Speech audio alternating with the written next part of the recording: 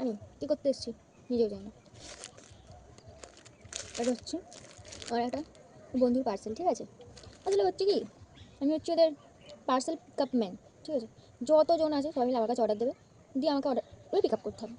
কারণও আছে, বেচারারা অনেক খাটাখাটুনি করে, কাজে টাজে যায়, কী আর বলবো। আমি ঘরের কাছে থাকি, তাই জন্য আমিই করে দিই, ঠিক আছে। এটা বান্ধবী না, বন্ধুর parcel.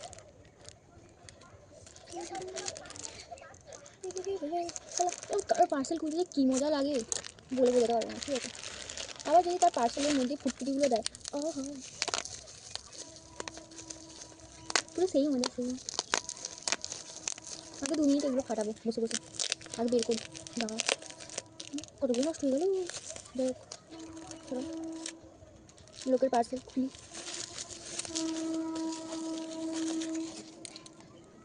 Wow, what a nice packing.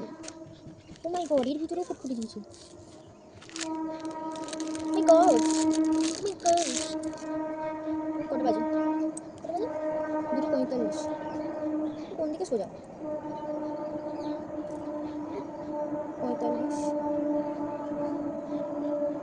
একটুখানি এগিয়ে গেছে, দাঁড়াও জাস্ট ঠিক করে দিলাম। নাইস নাইস, ঠিক আছে। এত ভারী আর এত বড় ঘড়ি। এর ডায়াল আর আমার হাতের চওড়া সমান। কিন্তু আমাকে তো খুলে ছেড়ছাড় করতে হবে, সেটা আলাদা কথা, ঠিক আছে।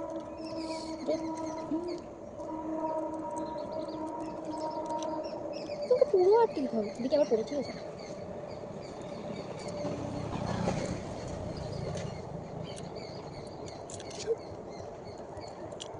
ভেঙে গেলে আমাকে কিনে দিতে হতো। কী করে আটকায়? এটা আটকাচ্ছে না কেন? কি আটকায় কেন? এমনি তো নয়, কিছু তো একটা ভুল হচ্ছে।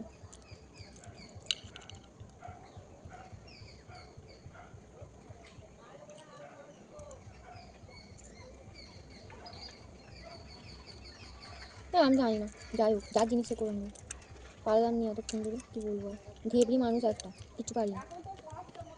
যাই হোক, টাটা গাইজ, পড়াতে পারিনি, টাটা।